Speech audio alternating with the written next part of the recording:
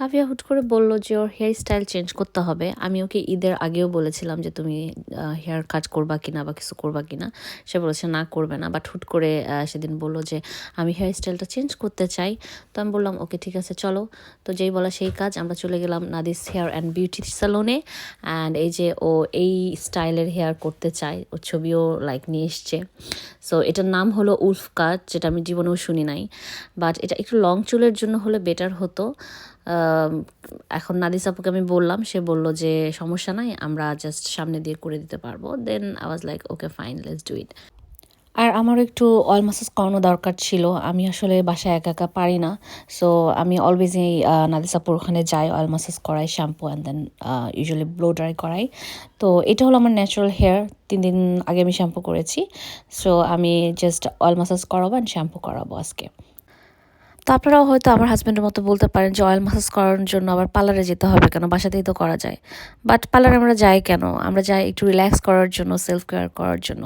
So এই জন্যই তো, তাই না? তো যাই হোক, কাভিয়ার হেয়ার ওয়াশ চলতেছে অ্যান্ড ওর নাম হলো অ্যালিস। ও অনেক সুন্দর হেয়ার কাট করে।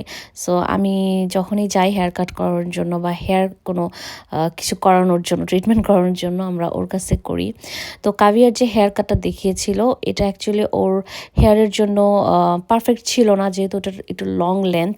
তো কাভিয়ার পেছনের হেয়ারটা স্ট্রেট, সো পেছনে বেশি একটা ট্রিম করা হয় না, জাস্ট সামনের স্টাইলটা দেওয়ানো হয়েছে।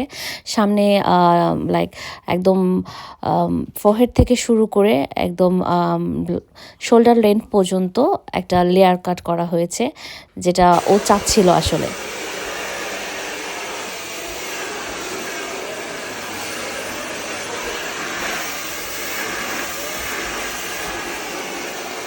তো এই তো caviar hair cut and blow dry and styling done. And okay দেখে বোঝা যাচ্ছে কতটা happy. So she was really happy যে ও যেভাবে চাচ্ছিল এরকমই হয়েছে, অ্যান্ড স্টাইলিংটা ওর খুবই পছন্দ হয়েছে। সো আমার কাছেও ভালো লাগছিল ওর সাথে যাচ্ছিল। অ্যান্ড আমার অয়েল মাসাজ করানো ডান, ওইটার ক্লিপ নেওয়া হয় নাই যেহেতু আমি তখন চোখ বন্ধ করে রিল্যাক্স করছিলাম। তো ওয়াশ করার পরে এখন জাস্ট আমি ব্লো ড্রাই করছি, জাস্ট একটা ব্রাশ দিয়ে, দ্যাটস ইট। আমি ওইভাবে স্টাইলিংও করতে চাচ্ছিলাম না, যেহেতু আমার হেয়ার অলরেডি স্ট্রেট। সো ও জাস্ট ড্রাই করার জন্য ব্রাশটা ইউজ করছিল।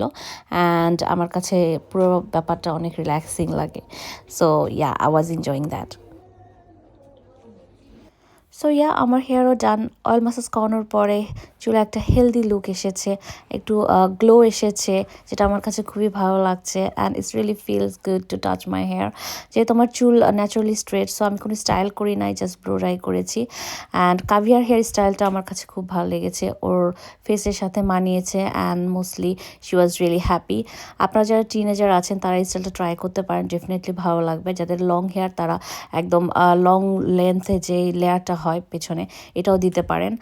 আর I would definitely recommend Nadi's hair and beauty salon. Their service is really good, their behaviour is really good, and the environment is really good. So আজকের মতো এখানেই বিদায় নিচ্ছি। সবাই ভালো থাকবেন। আল্লাহ হাফিজ।